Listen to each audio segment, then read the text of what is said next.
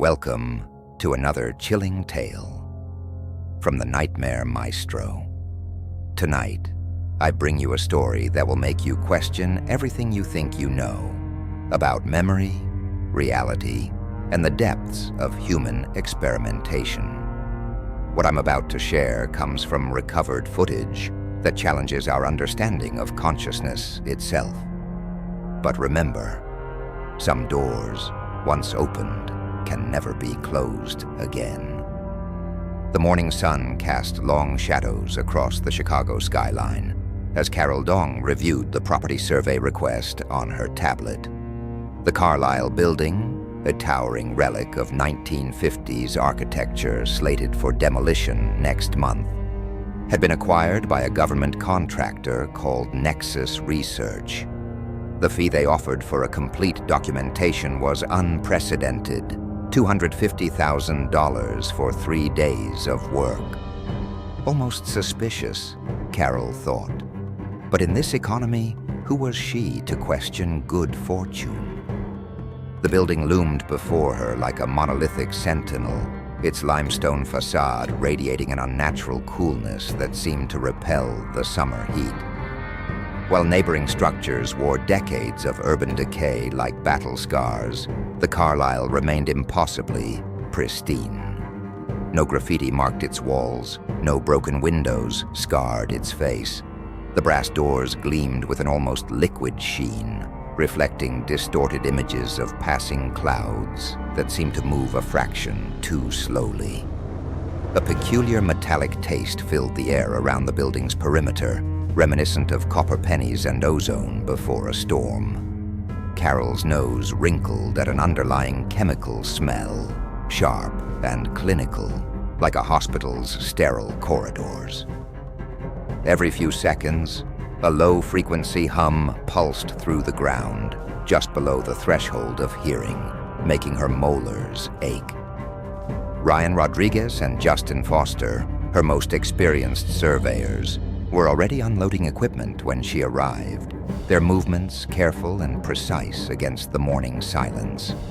The wheels of their heavy cases scraped against the immaculate concrete, producing echoes that lingered several seconds too long.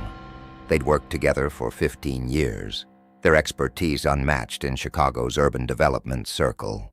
Ryan's attention to structural detail complemented Justin's mastery of digital documentation, while Carol's architectural background tied everything together. The team's standard gear filled 3 brushed aluminum cases, each bearing fresh scratches that hadn't been there during yesterday's inventory. Laser measurers that emitted a soft, steady beep, electromagnetic field detectors whose needles already danced erratically, thermal cameras that displayed impossible cold spots, and their newest acquisition, a LiDAR scanner for 3D mapping that kept powering on by itself. As they approached the entrance, all 3 of their phones lost signal simultaneously, screens flickering with artifacts that looked like fragments of text messages they hadn't sent yet. Carol's tablet pinged.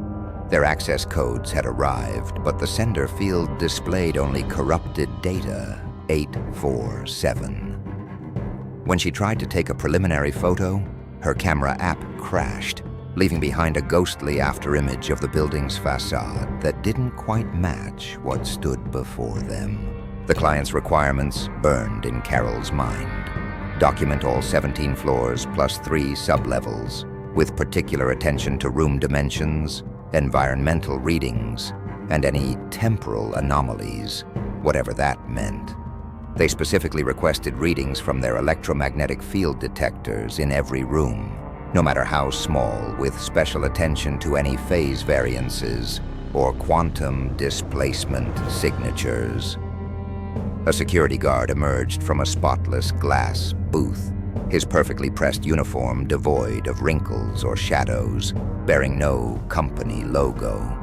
His movements were mechanical, too precise, like a metronome keeping perfect time. The guard's eyes never quite met theirs, instead focusing on points just beside or behind their heads.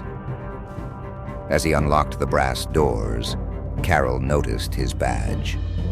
Security Officer 47. No name, just a number that seemed to shift slightly when viewed from different angles. The guard's hands trembled slightly as he handed them their temporary access cards, his skin cool and dry like aged paper. And for a moment, Carroll thought she saw something like pity in his blank expression. The entrance doors swung open with a pressurized hiss, releasing air that carried the sharp scent of ozone mixed with old books and antiseptic. The threshold temperature dropped at least 15 degrees, raising goosebumps on Carroll's arms. As they stepped inside, all three of their access cards displayed different dates. Carroll's showed next Tuesday, Ryan's read 3 months ago, and Justin's flickered between dates like a malfunctioning digital clock, each change accompanied by a soft click that echoed in perfect synchronization with their heartbeats. The lobby retained its mid-century grandeur beneath a layer of undisturbed dust. A massive Art Deco clock dominated the wall, its hands frozen at 3:47, though its internal mechanism still emitted a soft, ticking sound. Their footsteps echoed with a peculiar delay, as if the sound waves were being caught and released by the marble floors at irregular intervals. The effect made it seem like there were always a few more footsteps than people present. Justin's equipment began displaying impossible readings the moment they crossed the threshold.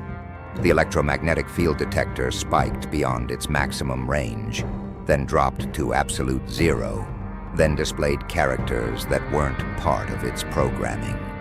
The thermal imaging camera showed cold spots that moved against the air currents, and the laser measurer gave different results each time they tried to document the same space.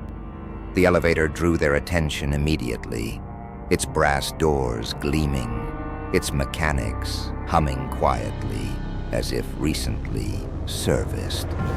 Ryan discovered that none of their key cards could call it without all three being pressed to the reader simultaneously.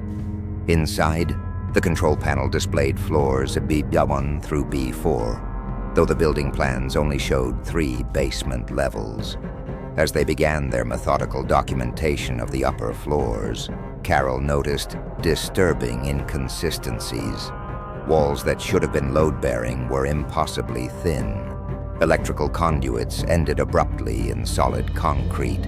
Windows visible from outside didn't match their interior counterparts.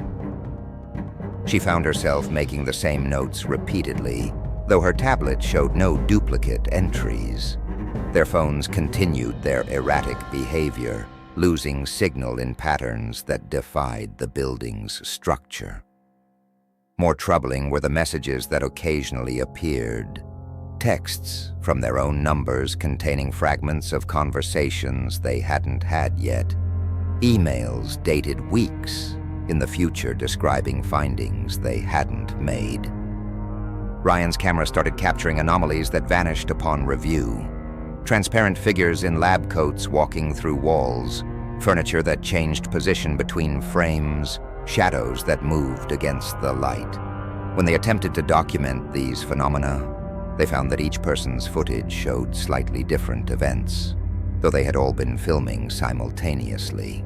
The air grew thicker as they worked, carrying a metallic taste that made their tongues numb. Time seemed to stutter around them. Watches running fast, then slow, then backward for brief moments. Justin swore he saw his own reflection in a window arrive at a door seconds before he did. Sublevel 1 presented itself as a standard maintenance floor. But even here, irregularities multiplied. The maintenance logs mounted on the walls documented repairs that hadn't happened yet. Supply closets contained modern cleaning products with manufacturing dates from 1962. Every mirror they passed seemed to reflect a slightly different version of themselves. Sometimes older, sometimes younger, sometimes with subtle differences in clothing or expression. The second sublevel opened into a vast room filled with rows of filing cabinets, their metal surfaces pristine, despite decades of apparent abandonment. The air here felt charged, making their hair stand on end and their skin tingle with static electricity. Most drawers contained nothing but dust, except for a section labeled Project Echo that drew them like moths to a flame. Inside these files, they discovered hundreds of consent forms spanning from 1962 to 1974, each bearing the signature of Dr. Alexander Matthews, but written in distinctly different hands. The participants' names were redacted with thick black lines that seemed to shift under direct light. Each document referenced temporal displacement therapy and consciousness transference protocols, with margin notes describing successful bifurcation of temporal perception and merged memory streams. Carol found medical records describing patients experiencing concurrent timelines and overlapping memory structures. One patient reported living the same day repeatedly, but making different choices each time. Another claimed to receive messages from future versions of themselves. The most disturbing cases involved subjects who reportedly encountered multiple versions of themselves, leading to what the notes cryptically called consciousness collapse. Justin discovered a locked drawer that required all three of their access cards to open. Inside, they found their own employment files from the survey company. Not copies, but the originals, complete with coffee stains and creased corners. The files contained detailed reports of their work in the Carlyle Building, written in their own handwriting, describing observations they hadn't made yet. Each report ended mid-sentence, as if the writer had suddenly stopped or been interrupted. The temperature dropped steadily as they examined the files, their breath becoming visible in the increasingly cold air. The fluorescent lights above them began to flicker in sequence, creating a strobe effect that made the shadows seem to move independently. Their equipment recorded impossible readings, negative pressure, inverted magnetic fields, and temporal markers that caused their devices to crash and restart repeatedly. The third sublevel assaulted their senses the moment the stairwell door opened. Pristine white walls stretched in every direction, intersecting at angles that seemed correct at first glance, but felt somehow wrong when studied longer. The fluorescent lighting emanated from everywhere and nowhere, creating an illumination that left no shadows except those that occasionally flickered past with no visible source. The air carried a sterile chill that burned the lungs with each breath, tasting of metal and electricity. Their footsteps produced no echo on the polished floors, as if the sound was being swallowed by the walls themselves. The silence pressed against their eardrums like a physical pressure, broken only by the soft whir of hidden ventilation systems that seemed to pulse in rhythm with their heartbeats. Polished steel doors lined the corridors, their surfaces so reflective they could see themselves approaching from a distance, though sometimes their reflections arrived at the doors seconds before they did. The team's equipment began to malfunction in increasingly disturbing ways. Their tablets displayed overlapping readings from different times, screens flickering between measurements taken moments ago and data that hadn't been recorded yet. The thermal cameras showed human-shaped heat signatures that disappeared when viewed directly, leaving behind cold spots that trailed them like invisible observers. The electromagnetic detectors registered patterns that exactly matched human brainwave frequencies, their displays creating visual harmonics that made nearby metal surfaces vibrate in sympathy. Each room contained an identical setup that defied chronological categorization. A single chair bolted to the floor, its leather surface worn smooth by countless occupants. Yet the wear patterns seemed to shift when no one was looking directly at them. The chairs faced arrays of equipment that straddled the line between antiquated and futuristic. Vacuum tubes pulsed with impossible colors beside holographic displays, showing equations that twisted away from human comprehension. The air around each chair crackled with static electricity, making their hair stand on end and leaving a copper taste on their tongues. Video screens mounted on the walls displayed scrolling data that seemed alive, numbers and symbols crawling across the surfaces like insects made of light. The characters shifted and reorganized themselves whenever viewed from peripheral vision, forming brief messages that disappeared too quickly to read. The screen's subtle, high-pitched whine modulated with their proximity, as if the devices were aware of their presence. Ryan discovered a research log in what appeared to be a central control room, its pages warm to the touch, despite the room's chill. His hands trembled as he read entries detailing experiments in temporal consciousness mapping, attempts to transfer human awareness across different points in time. The scientists had apparently succeeded in creating stable, temporal loops, allowing test subjects to experience multiple versions of the same events. But the later entries grew increasingly frantic, the handwriting becoming more erratic, warnings about recursive consciousness and overlapping temporal streams scrawled in increasingly desperate strokes. The final pages felt damp, though no moisture was visible. They described an unexpected phenomenon. Subjects began encountering versions of themselves from different timelines, leading to what the researchers called temporal consciousness contamination.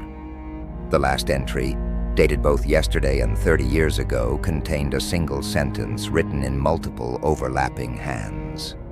We can no longer distinguish between the observers and the observed.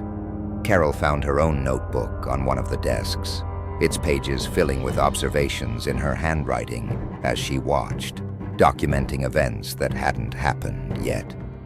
The ink flowed across the paper like living mercury, forming words that felt warm when touched. Justin's voice echoed from down the hall, calling them to something he'd found. But when they arrived, he claimed he hadn't called them at all. The room he stood in smelled of burning ozone and carried the metallic taste of old pennies, while temperature readings showed it to be simultaneously freezing and fever-hot. Room 47 hit them like a physical blow. Their own survey equipment, exact duplicates down to the serial numbers and worn spots, lay scattered across the floor, covered in layers of dust that suggested both recent use and decades of abandonment. 7 different sets, each showing subtle signs of different wear patterns, as if they had lived through slightly different histories. A bank of monitors lined one wall, displaying security footage from throughout the building. They watched themselves arrive 7 different times, wearing the same clothes, following similar but not identical patterns through the building.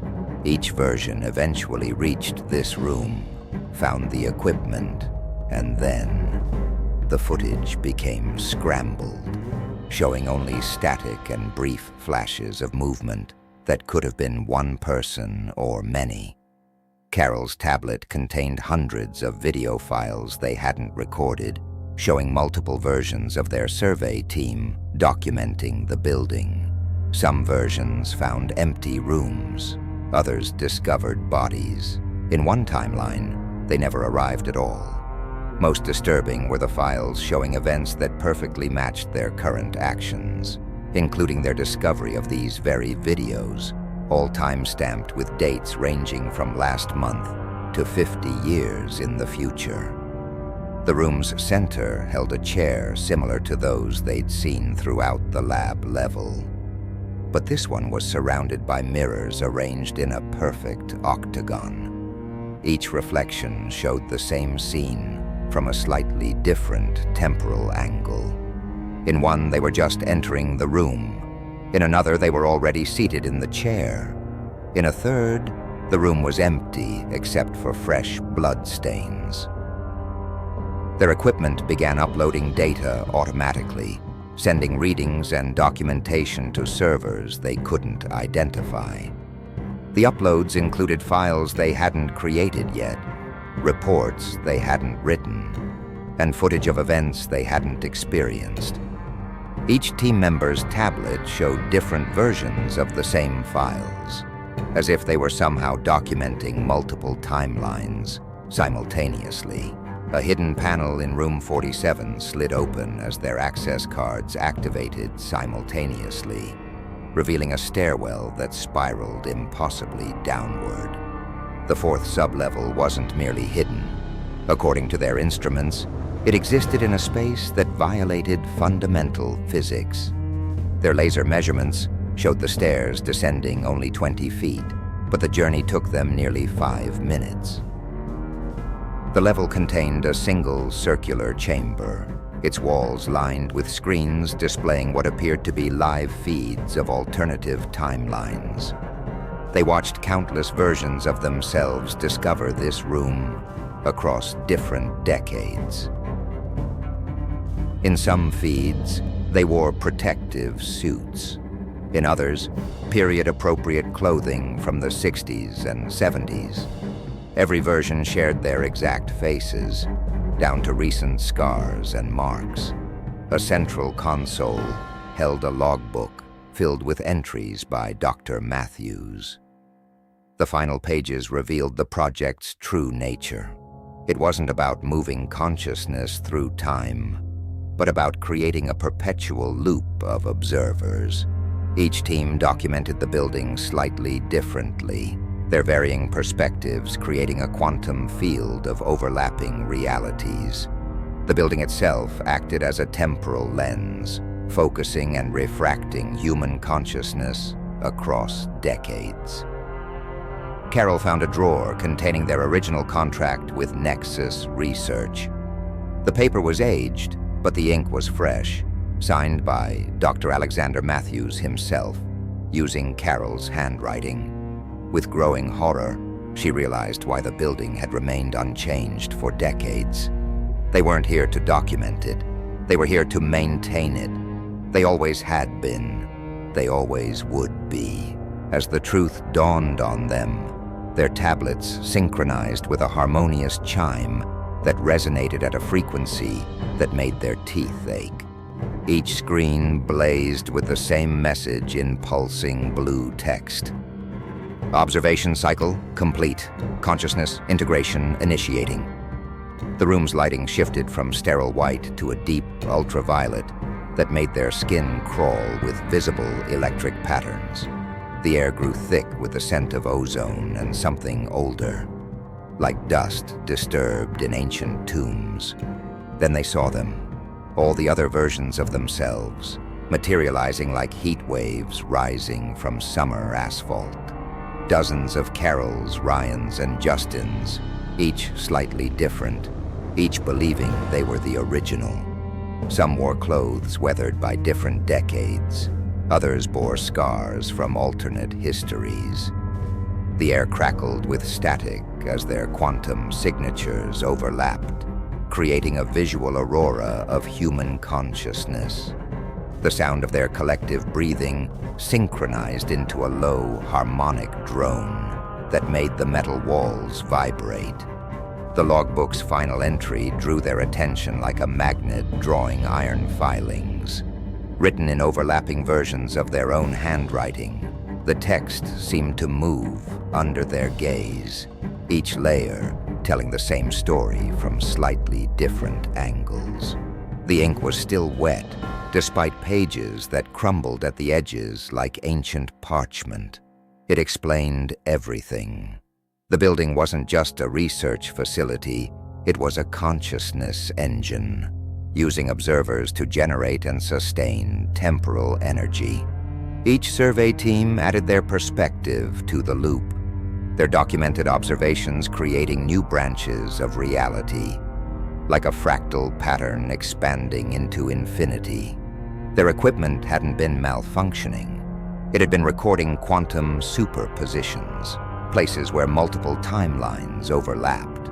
The readings displayed on their devices began to stabilize, showing impossibly precise measurements of temporal flux.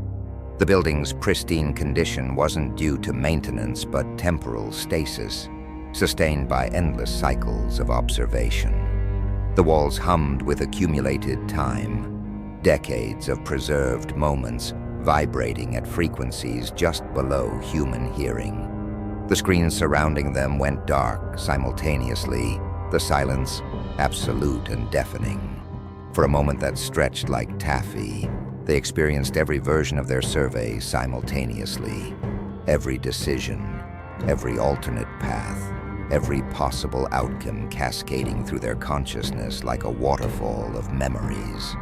The sensation was both euphoric and terrifying, their minds expanding to accommodate multiple lifetimes of experience, while their bodies tingled with temporal displacement.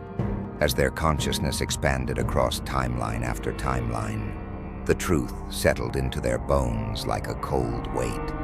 The air grew heavy with the metallic taste of destiny as they understood their role. They were no longer just observers.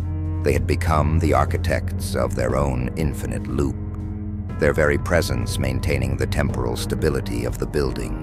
Each breath they took existed in multiple moments simultaneously. Their final recording captured it all, the subtle shift in their eyes as multiple consciousness streams merged, the way their movements became more fluid, more certain, as if they'd performed them countless times before. The cameras documented them ascending to the lobby, their steps in perfect synchronization with temporal echoes of themselves. The brass doors gleamed before them, offering escape. But as they reached for the handles, their hands moved with the weight of inevitability toward the elevator call button instead. The button's soft glow pulsed in rhythm with their merged heartbeats. They had work to do. They always had. They always would. The survey never ended. It simply began again, each iteration adding another layer to the infinite palimpsest of time, like rings in an endless tree. As they entered the elevator, their reflections in its polished walls showed not three people, but an infinite regression of observers, each watching themselves descend into the depths of the Carlyle Building, forever documenting their own eternal return. Subscribe for more chilling tales from the Nightmare Maestro.